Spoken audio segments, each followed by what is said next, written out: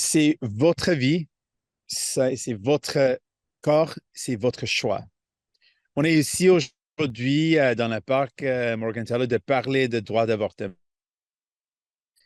Je crois, nous croyons profondément, c'est vraiment votre choix. Et on doit défendre ce choix.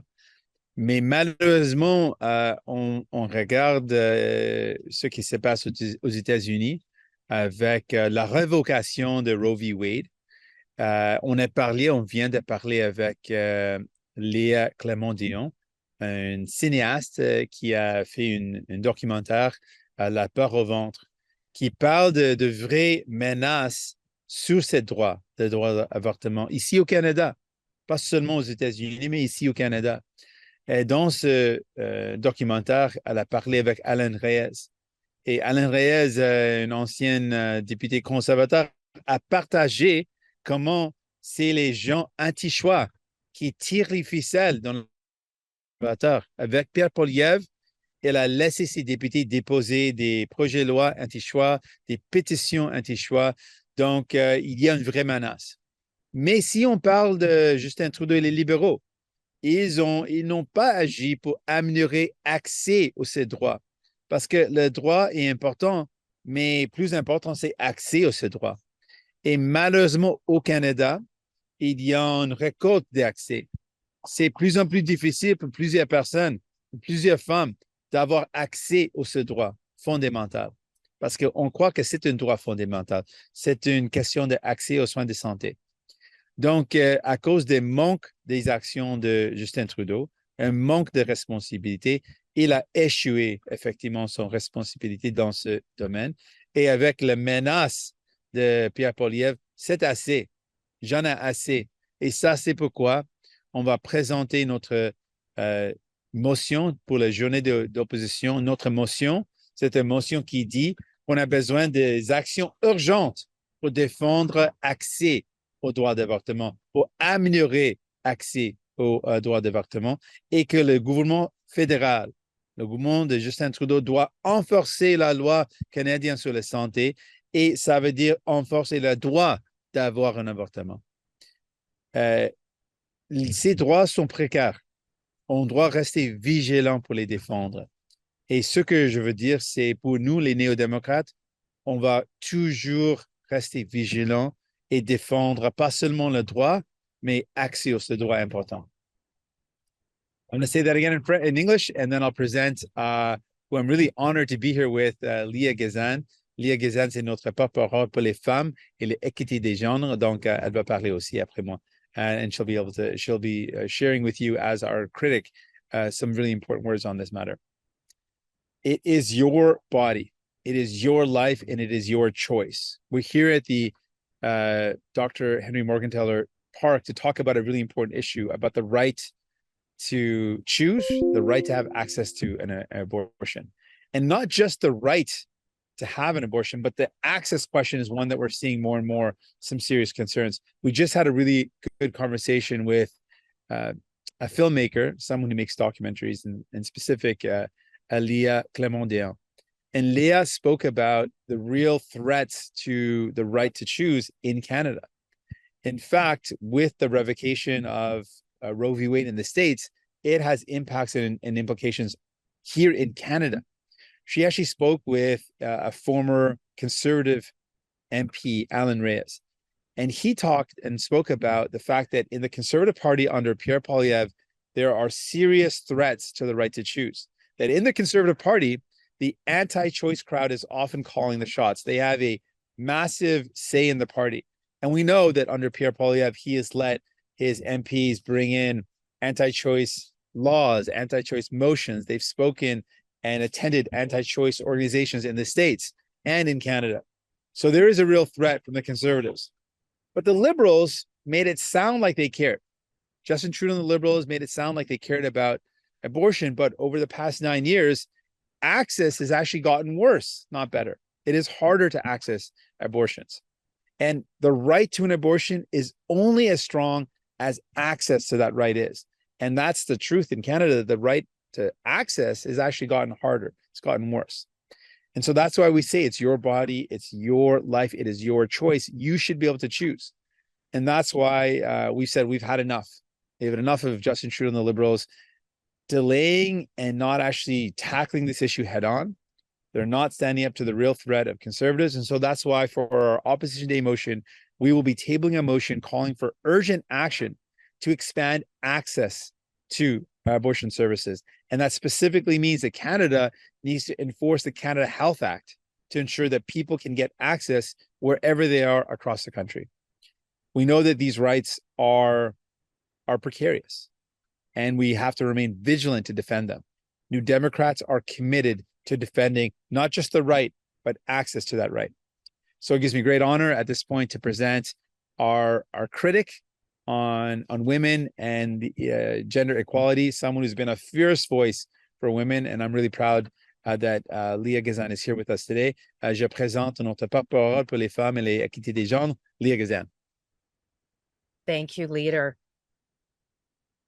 Public health care is what makes Canadians special, and our current public health care system is under attack. Whether you need heart surgery, a knee replacement, or an abortion, we have a right in this country to access public health care. Yet the Liberal government talks about respecting the right to choose, respecting the right to the public health care system, but has done nothing to protect that right. Mm-hmm. In this case, we're talking about today the right to access a safe, trauma-informed abortion care. And the fact that the Liberals, although they talk about abortion being a right, they have failed time and time again to uphold the Canada Health Act, which is supposed to ensure that all people across Canada do not have financial or other barriers that limit those rights. In Alberta, right now, Premier Daniel Smith, for example, is looking at privatizing healthcare and to a health authority, Covenant Health, that does not support emergency reproductive services or abortion care. There are places in this country where you can't access a safe, trauma-informed abortion. Do we want to go back to a time where people are dying to get their health care they need, whether it's heart surgery or women who had to have, and gender diverse people who were forced to have back alley abortions resulting in the end of their life? Now, Pierre Poilievre says he's pro-choice, but he has voted for legislation to criminalize, backdoor legislation that would criminalize abortion care. He has supported motions in support of crisis pregnancy center that espouse beliefs against the right to an abortion, something that the Liberals have continued to fund, organizations that the Liberals have continued to fund. 1 in 3 women in their lifetime will get an abortion. And we need to protect that right. It's our life, it's our bodies, it's our choice. And I'm proud to be part of a party, the NDP, where the only choice is to be pro-choice. Thank you very much. Well said. Excellent. So we're ready for any question you might have. Nina will lead us off. Just put up your hand now. Victoria from Global, please go ahead. Good morning, Mr. Singh. Good morning. Do you believe it's the right decision for the Liberals to cut immigration levels so sharply? Well, let's, I would take a step back and first of all say that what the Liberals are doing is, and Justin Trudeau is doing, is acknowledging that he messed up. He's acknowledging that there's been problems in the immigration system, but more so that there's been serious problems with his lack of action on building adequate housing and investing sufficiently in the healthcare system. And what he's doing is he's doing a minor tweak of 20%. He's not actually addressing the serious challenges that people have when it comes to the immigration system, when it comes to our healthcare, when it comes to housing. People come to Canada with the hope that they can build a good life. But that is not what's going on right now. People hope that they can get a good job, find a home that they can afford, and be able to get access to the healthcare they need. That is not happening right now. And that is fundamentally what Justin Trudeau and the Liberals have failed to address, is the underlying problems. And this tweak doesn't actually get at the real root causes. On another topic, given the lack of support for Mr. Trudeau in the polls and the turmoil within his own party, why are you not using your opposition day motion on a vote of non-confidence? Well, different from the Conservatives, our focus is to get things done for people. We want to protect people's rights. We want to find ways to improve access to services. So if you look at what we've been doing is we're using our power to make sure people can get their teeth fixed. We've been using our power to help people get access to medication, free birth control, free diabetes medication and devices.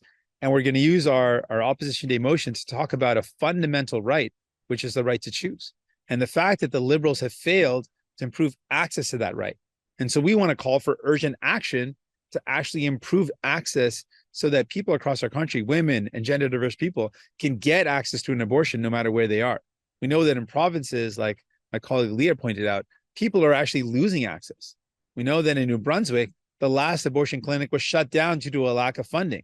And the Liberals have failed to enforce the Canada Health Act to ensure that people can get access to these important services. So that's what we're using our opposition day motion to do, to fight for the rights that people should have.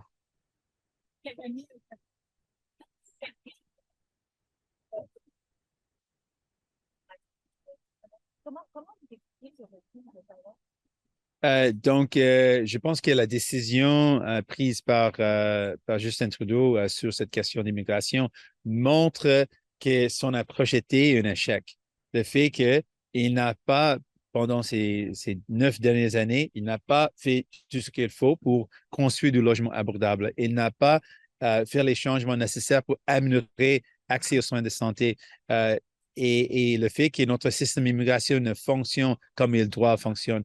Il a montré ça, mais ce qu'il propose de faire, c'est vraiment un petit changement où on a besoin de grands changements pour améliorer les situations. Ça peut avoir un impact sur les gens qui sont déjà ici et qui attendent un statut de migrant permanent. J'ai peur pour les gens qui sont ici déjà et qui sont en entente pour la décision parce que c'est un système injuste où il n'y a pas de transparence. Pour quelqu'un qui a un espoir de devenir un Canadien, de devenir un Québécois et qui attend une décision, peut-être potentiellement, ça va mettre en péril la décision ou créer plus de délais. Et donc j'ai peur pour ces personnes. En général, on doit avoir un système d'immigration qui fonctionne pour bien. Et ce que ça veut dire, c'est un système qui est transparent, qui est efficace, qui prend des décisions rapidement. Et pour plusieurs personnes, quand on pense au Canada, il y a un rêve, de réaliser un rêve d'habiter dans un pays incroyable comme le nôtre, où on peut trouver un bon emploi, trouver du logement abordable, accessible, où on peut avoir accès aux soins de santé. Ça, c'est le rêve canadien, le rêve d'être ici au Québec. Mais malheureusement, ce n'est pas la réalité. Et ça, c'est ce qu'on doit améliorer. Et Justin Trudeau ne l'a pas fait. Et Pierre Poilievre va empirer tout ça. Ce qu'il propose, couper les soins de santé, couper les investissements pour le logement, il va empirer tout ça, rendre la situation mauvaise et puis pire encore. Donc, ça n'est pas la solution. Yeah, certainly. I'm worried about people that are here right now. There are a lot of folks that have this dream of being a Canadian, of being a Quebecer, that have come here and are waiting for a decision. And the system has already been rife with delays. They're waiting for months and months and months for a decision. So I'm worried about people that are already here in Canada, hopeful that they were going to become a citizen, hopeful that they were going to continue to contribute, but are not able to, are going to be now even further in uncertainty and delay. And I want to acknowledge that that dream of coming to Canada, finding a good job, getting a place you can afford that fits your family, and having access to healthcare, that's fundamentally what's at stake and what Justin Trudeau has not fixed. But let us be clear, Pierre Poilievre would make things even worse. He would take things from bad to worse on all those areas. If we have a problem with housing, Pierre Poilievre wants to cut investment with housing, make it even harder for you to find a home. It's going to be impossible if he cuts those investments. And for people who are worried about our healthcare system, Pierre Poilievre wants to cut investments even worse. So that means that people won't be able to find a doctor or get the care they need. So he'll take the situation from bad to worse. That is not the solution. We're offering a real fix. Let's fix our immigration system so it works properly. We believe in building homes that you can afford and making sure our healthcare and ensuring that our healthcare system is there for you. Donc, je comprends que ce n'est pas justifié d'abaisser le seuil du migrant permanent de 2025, malgré les demandes répétées du gouvernement du Québec d'abaisser ce seuil-là, le nombre de Non, non, non, pas du tout. Je dis que ce que Justin Trudeau fait, c'est un petit changement et il n'adresse pas le grand problème. Ça, c'est ma critique. Le chiffre de l'immigration, ça, c'est quelque chose qu'on doit toujours ajuster. Ça, c'est normal. On doit avoir un chiffre qui réponde à nos besoins. Donc, une augmentation, réduction, ça, c'est basé sur la preuve et c'est important d'ajuster ce chiffre. Mais le problème, c'est le fait que Justin Trudeau, il reconnaît le fait qu'il y a, son bilan est un échec parce qu'il essaie de faire un petit changement, mais il ne règle pas les grands problèmes. Le fait qu'il y a un manque de logements abordables, et le système de santé ne fonctionne pas, on n'a pas l'infrastructure nécessaire pour accueillir les gens. Ça, c'est le résultat des gouvernements fédéraux qui n'ont pas agi. Ça, c'est la faute de Justin Trudeau et de Pierre Poilievre quand il était au pouvoir. Les deux ont échoué leur responsabilité de créer une base, une infrastructure suffisante pour les gens. Ça veut dire des logements abordables, un soin de santé bien financé par le gouvernement fédéral. Ça, c'est ma critique, le fait qu'il n'a pas fait ce qu'il faut pour créer un climat positif pour tout le monde. Mais comme j'ai dit, l'ajustement des chiffres, ça, c'est normal. Mais ma critique, c'est le fait que le gouvernement libéral n'a pas réglé les problèmes, les racines des problèmes. Manque de logements abordables, finances pour les soins de santé. Ça, c'est la racine des problèmes. Et on doit régler tout ça. Aussi, il ne règle pas les problèmes dans le système d'immigration qui a trop de délais, n'est pas transparent, qui ne fonctionne comme il doit fonctionner. Il ne règle pas les problèmes. Il fait un ajustement, et ça, c'est normal de changer des choses, mais il ne règle pas les problèmes. Ça, c'est ma critique. Votre motion, à quel moment vous prévoyez la déposer alors que le Parlement est paralysé? On a déjà déposé notre intention d'avoir cette motion débattre pour notre journée de l'opposition. Donc, c'est déjà maintenant, on l'a envoyé. La date, comme vous avez dit, il y a un problème causé par les conservateurs qui veulent jouer des jeux politiques, mais aussi les libéraux sont impliqués dans ce problème de la paralysie du Parlement parce que ils ne sont transparents avec les documents. Donc, cette question de rendre compte, il doit partager les documents et il doit avoir transparence avec les questions sur le ministre. Donc, si le gouvernement libéral partage les documents, fait ce qu'il faut, et si les conservateurs arrêtent de jouer des jeux politiques, on peut aller de l'avant. On va maintenant prendre des questions sur Zoom. We'll now take questions on Zoom. Our first question comes from David Thurton at CBC. David, you should be able to unmute yourself and go ahead. Can you hear me? Yes, I can. Okay, wonderful. So when is this Opposition Day motion happening? And if you could also answer, I mean, the Conservative leader says he is pro-choice. Do you see this vote as a key test of that? And just the last part of your question, David, do I see this as a? So Pierre Poilievre, the Conservative leader, says that he is pro-choice.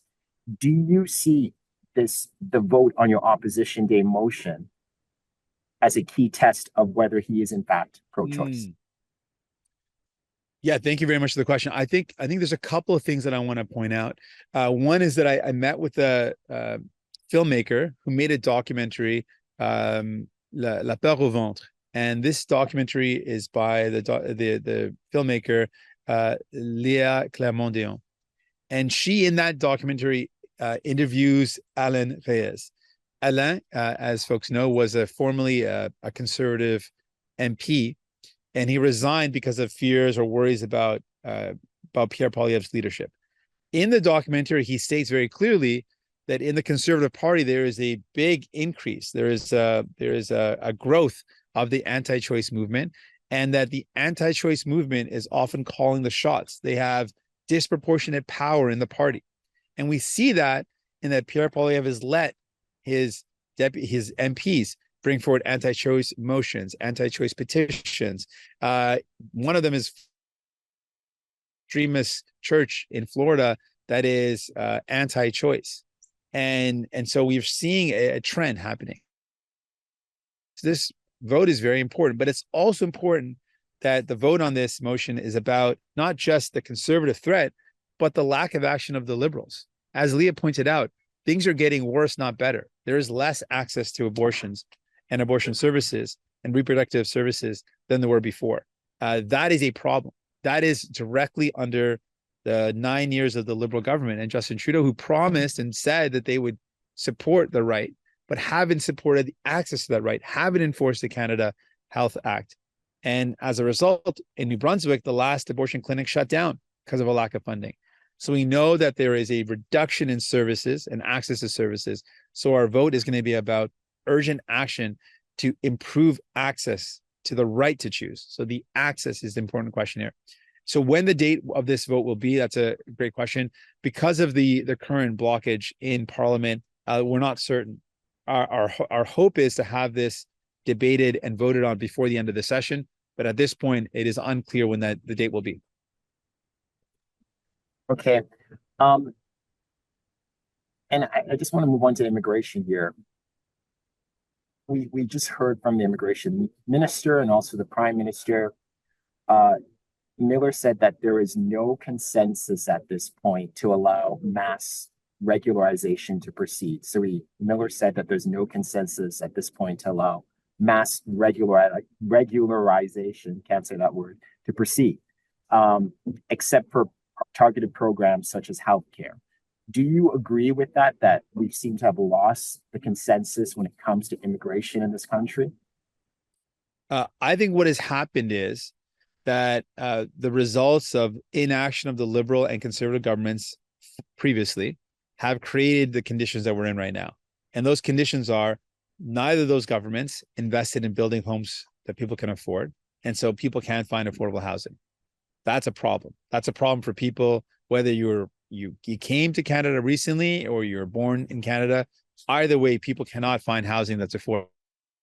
That is a direct result of policies and decisions over the past 2 decades. In the past 2 decades, we've been governed by Liberal blame for that.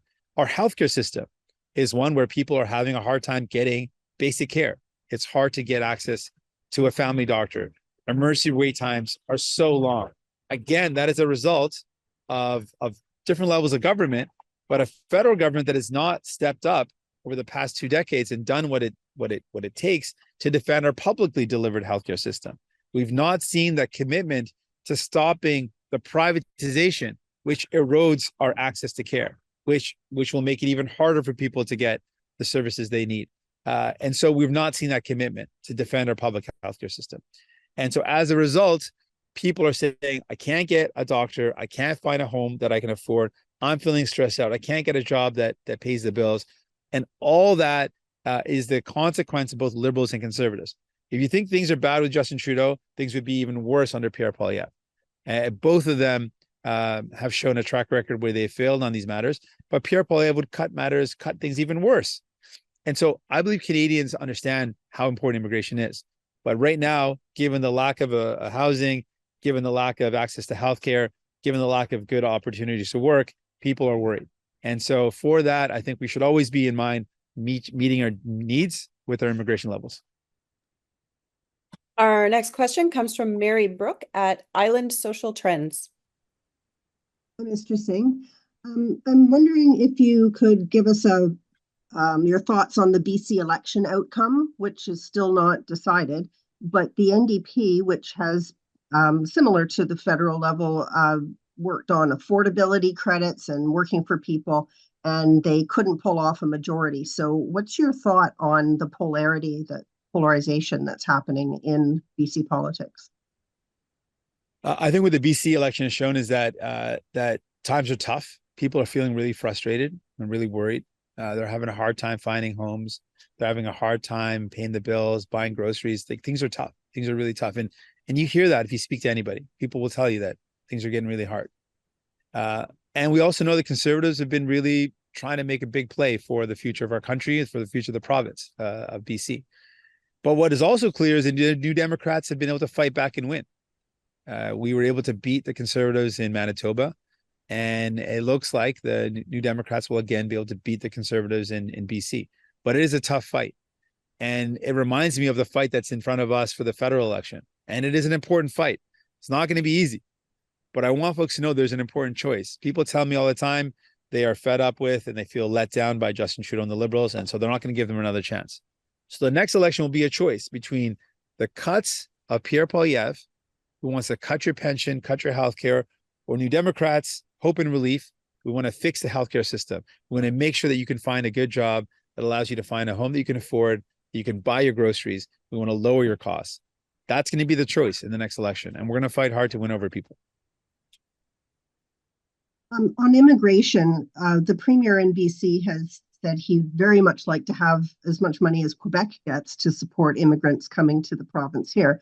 I'm just wondering if you think there's room for a rethink on how the federal government funds their, like, staying in step with their immigration policy with regard to housing and other supports. Well, we know that we need immigration, and for immigration to work, we need to make sure we support new people, newcomers coming to Canada, new Canadians. They need the supports so they can get access to maybe the language training that they need, or they know where they can go to get access to the jobs that fit their skills. So we need to make sure that when people come, we're able to provide them with the support they need to get on their feet and find their way. And so looking at how we can improve that is something we should always be addressing. The concerns raised by BC Premier Eby are legitimate concerns that we've got to always look at how we can improve the federal government's contribution towards helping people not just get into the country, but also make a good life here. Our final question this morning goes back to David Thurton from CBC. Hey, yeah, thanks for the second question or second round here. Mr. Singh, just want to come back to the opposition day motion. And I mean, once again, the Conservative leader, we've often heard from him that he says he is pro-choice. And I mean, I take him at his word for that. So do you see this vote, whenever it happens, as a key test of that? Like, are you gonna, call Poilievre on his stance on this, to put some action behind it? Oh, absolutely. This vote's going to be a test of where everyone stands. It's going to be a test of where the Liberals stand, acknowledging that they have failed to improve access, that we need to urgently improve access and enforce the Canada Health Act. It will be a test, not just of Pierre Poilievre. Let's look at his caucus as well.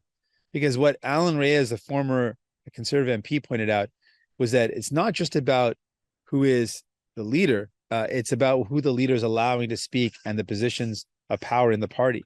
And he states very clearly that the anti-choice crowd is calling the shots. So let's see how each of the Conservative members vote.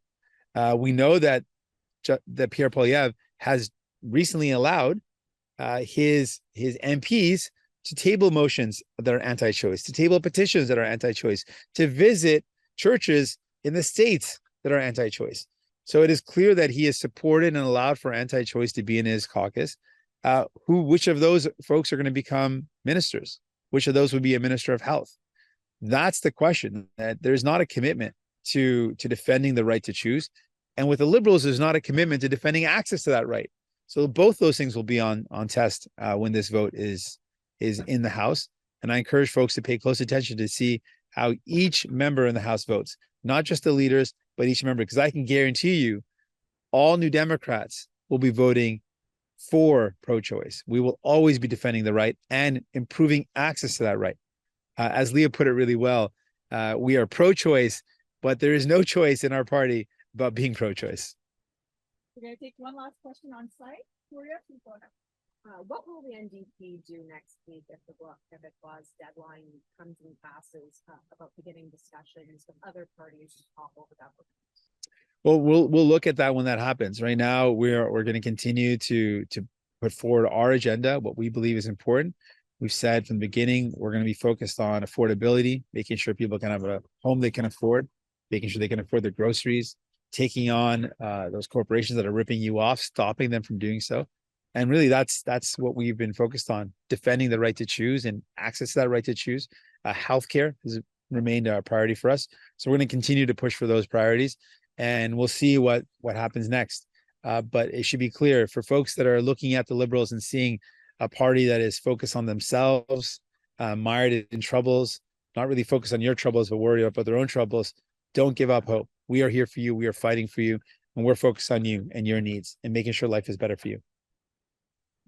Thank you very much. Thanks so much. Thanks. I've been playing with your phone there. No problem. Merci, thank you.